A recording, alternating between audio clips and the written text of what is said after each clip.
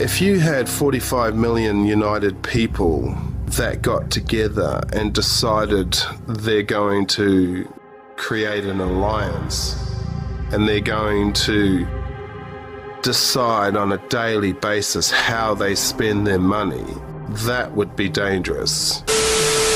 So our people not only have to be re-educated to the importance of supporting black business, but the black man himself has to be made aware of the importance of going into business. And once you and I go into business, we own and operate at least the businesses in our community. What we will be doing is developing a situation wherein we will actually be able to create employment for the people in the community.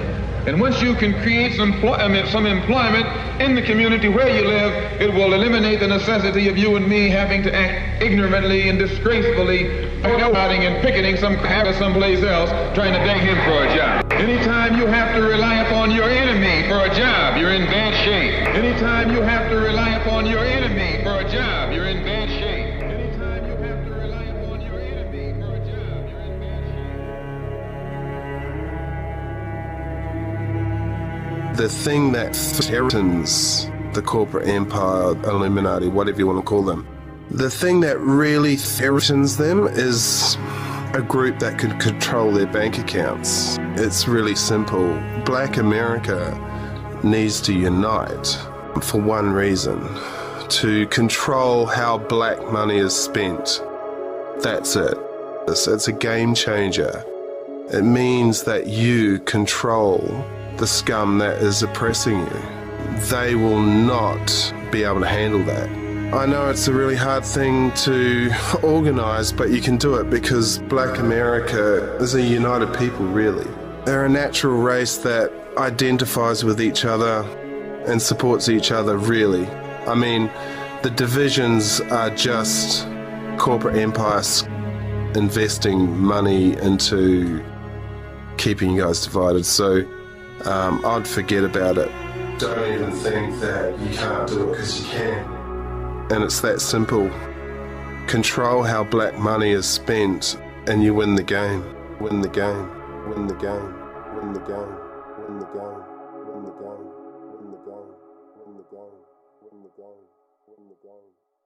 To watch all of my exclusive content not featured here on my channel, log on to my website at imjustheretomake-you-think.com/films.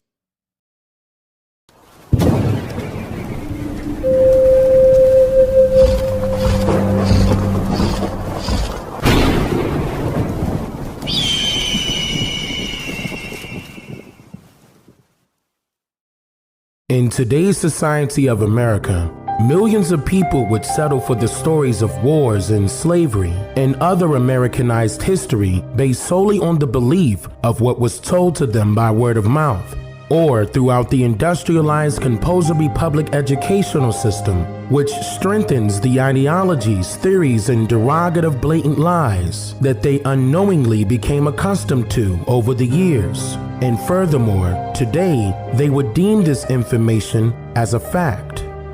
This is exactly where the problem lies for all people residing in America today, and especially for those who are the direct descendants of the indigenous Niji of these lands pre-colonial times, due solely to what our people would call our history nowadays, in which it purposely eradicates our real truthful cultures, legacy, heritage, spirituality, and even our actual history.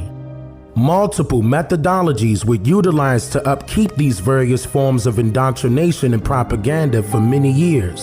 And even though these social engineering experiments derived from a particular group of pale faces, they also received a massive amount of help over the years from other prominent groups of people, in which the majority of these people just so happens to share the same hue of complexion as you and I. I'll begin this segment just after the assassination of President Abraham Lincoln in April of 1865, and the American Civil War ending just a little over a month soon after that, which allowed for the vice president to Abraham Lincoln, named Andrew Johnson of the Democrat Party, to take over as president of the United States by default from April 15, 1865 to March 4th, 1869. Now, this was post-Civil War times, so obviously there was a Reconstruction period, and especially for the southern states, being as though the majority of the South survived economically by the trade and sale of crops grown on farming lands by none other than our ancestors. Now, just a month before Lincoln's assassination, he and the majority Republican-filled Congress established the Bureau of Refugees, Freedmen, and Abandoned Lands Bill on March 3, 1865, which was a bill set and designed to assist the so-called freedmen, or rather POWs, who were fraudulently contracted as sharecroppers in the North and the South, along with aiding poor white immigrants mainly of the South, who were tenants of the sharecroppers' lands before and during the aftermath of the Civil War.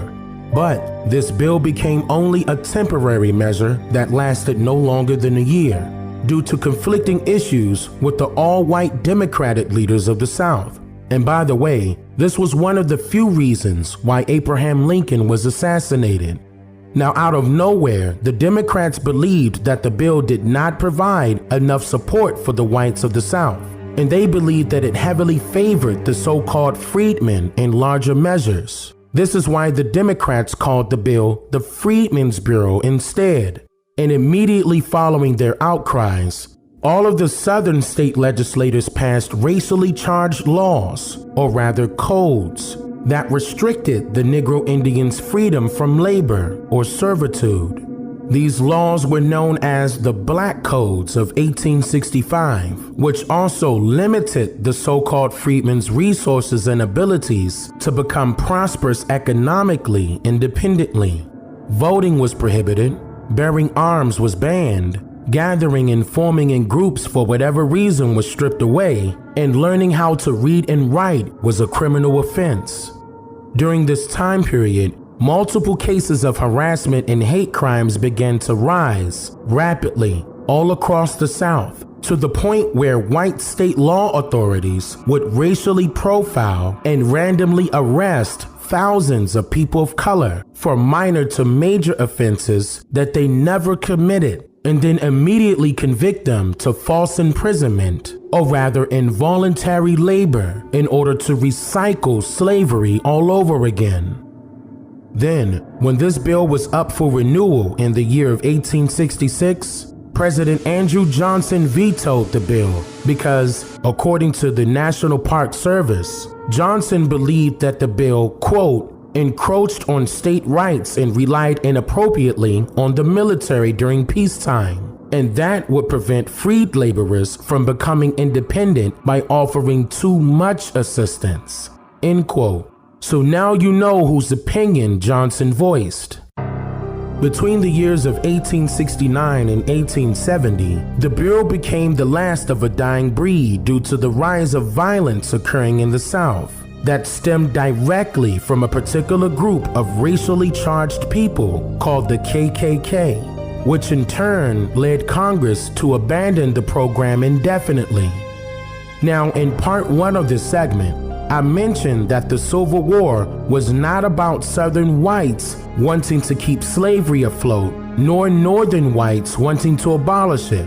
No, the truth is that the Civil War was about integrating the free enterprise system with more of the Negro Indians of the American lands, being as though many of our ancestors during this time period were not slaves, but rather indentured servants who were literally sharecroppers that owned farms, banks, and other institutions of business, which in turn allowed both heads of the same snake to acknowledge the fact that our ancestors were rising up as capitalists within this industrialized society. So in other words, the Union did recognize that the so-called Negro Indians in the North and the South were rapidly prospering tremendously economically and wanted to go into business with them to further their expertise in the free enterprise system. But most politicians of the South, who were 100% white, disagreed with this notion, being as though it single-handedly threatened the longevity of their not-so-prosperous small to medium-sized businesses, etc. What is also important to note here is that during this time period, multiple newly incoming white foreigners from Africa and Europe were immigrating to North America, and the United States government continued to provide assistance to those immigrants, particularly with the Homestead Acts of 1862, 1866, and 1909, along with many other legislations that I shared detailed information about within my previous documentaries. And also what came about next was a bill that allowed for all of these foreigners to become legalized United States citizens under the color of law.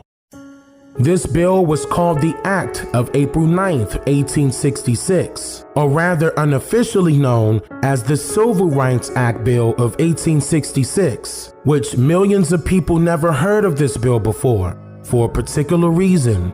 And by the way, authors of history would love to claim that this bill granted citizenship to the Negro Indians of North America, when in reality, this carefully written 10-section bill does not literally state that at all. For example, in Section 1 of this bill, it states, quote, "All persons born in the United States and not subject to any foreign power, excluding Indians not taxed, are hereby declared to be citizens of the United States, and such citizens of every race and color, without regard to any previous condition of slavery or involuntary servitude, except as a punishment for crime whereof the party shall have been duly convicted, shall have the same right in every state and territory in the United States to make and enforce contracts, to sue, be parties, and give evidence, to inherit, purchase, lease, sell, hold, and convey real and personal property, and to full and equal benefit of all laws and proceedings for the security of person and property, as is enjoyed by white citizens, and shall be subject to like punishment, pains, and penalties, and to none other any law, statute, regulation, or custom to the contrary notwithstanding." In other words, this bill was designed specifically for the civil rights of the descendants of white immigrants already residing in North America since the late 1790s, and also for the newly incoming white foreigners immigrating from Africa and Europe to North America during this time period, allowing them to be granted federally recognized citizenship, state rights, and all other rights and benefits being currently, quote, enjoyed by white citizens by way of the United States government. Also, some of you may recall some of the verbiage utilized within this bill. That's because this Civil Rights Act Bill of 1866 was later adopted nearly word for word by Congress as the 14th Amendment to the United States Constitution, just 2 years and 2 months later, on July 9th, 1868. Now, I have shared much more information concerning the 13th and 14th Amendments in my previous documentaries called "The Term Black Has No Standing in Law," Part 1 and Part 2. I highly recommend that you watch both documentaries, for they are equally critically relevant for the sake of what really happened in American history. Now, the so-called Negro Indians were allegedly becoming a massive threat to American society soon after Abraham Lincoln abolished the sketchy written or oral contracts placed upon our indigenous ancestors with the help of the Emancipation Proclamation of 1863. But what history fails to mention is how our ancestors were rapidly becoming prosperous businessmen and women throughout the North and the South, and that President Andrew Johnson of the Democrat Party, an uneducated, racist, bigoted descendant of immigrant parents from Newcastle, England, in which his parents immigrated to North America during the late 1790s, attempted a variety of tactics in order to shut down the operations of the booming businesses and progressing wealth of the so-called Negro Indians.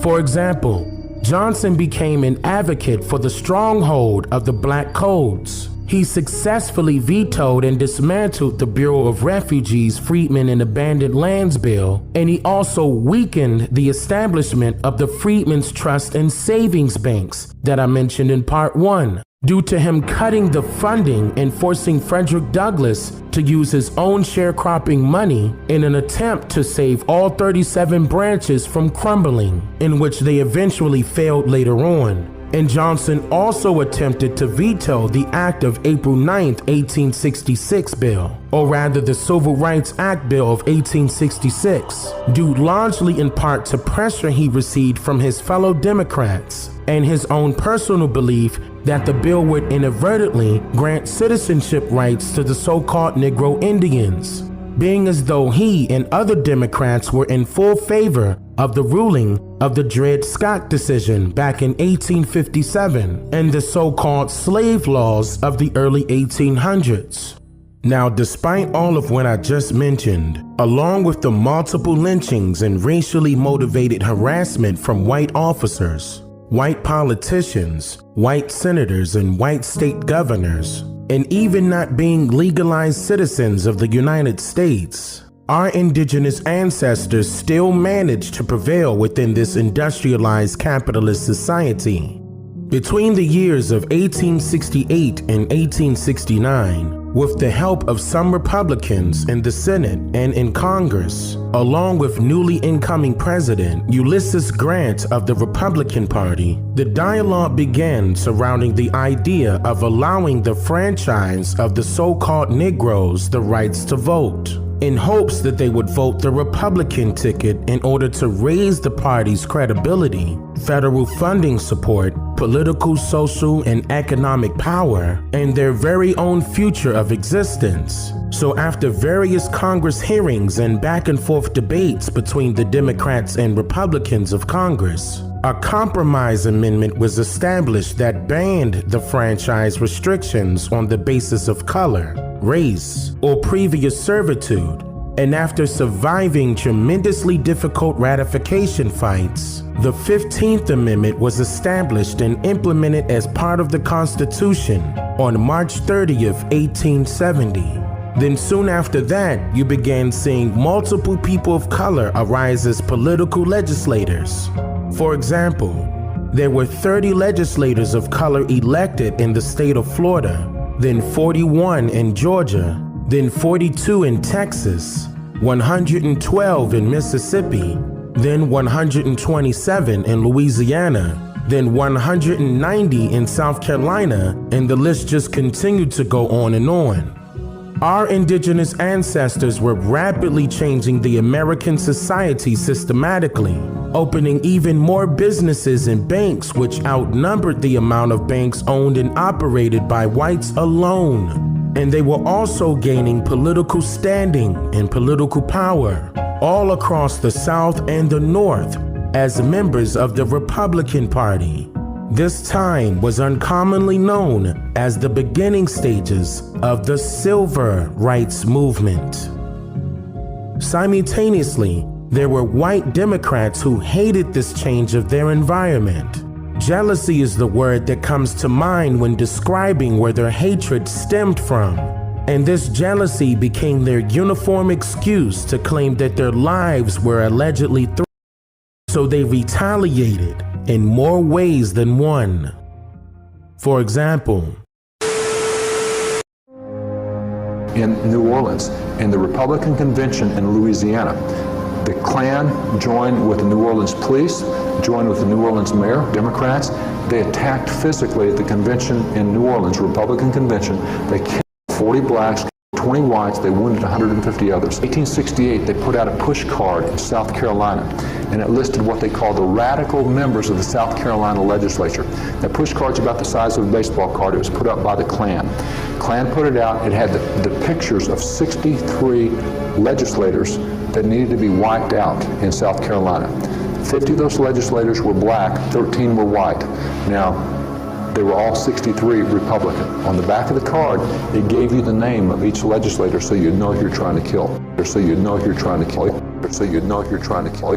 So you'd know who you're trying to kill. So you'd know who you're trying to kill. So you'd know who you're trying to kill. According to congressional sources and a 13-volume set of congressional hearing records held by the National Archives, on a chilly evening of Christmas Eve, the Ku Klux Klan was established on December 24th, 1865, in Pulaski, Tennessee, and the Night Riders on New Year's Day in 1866 by none other than the Democrat Party, as consistently admitted in detail to Congress on multiple occasions. Tell our sisters, our wives, our mothers, our grandmothers, sweetheart, this time, please stay at home. Mother, you have always stood for us, and we've never stood up for our families. But we're coming of age now, Mom. And we want to go to Washington and state our case. Our fathers, sweat, blood, and tears built this country. Our fathers and our mothers worked from can't see morning to can't see night to build the economy of the South, to fuel the economy and the industrial revolution of the North. We fought in all America's wars for a freedom that we have never achieved. We fought in the Revolutionary War that made America independent of England. But we don't have any independence ourselves. We are dependent on white people to do for us what we have earned the right to do for ourselves. We had congressmen and senators, and we had government representation. But the Night Riders and the KKK took it all away from us. Said, we don't want no niggas in the Congress. We don't want no niggas in high political office. So they killed us. They hung us. They burned us. Damn it! We died to build America. And America has rebuilt Germany and Japan, and the nigga is still suffering and dying in the streets of America.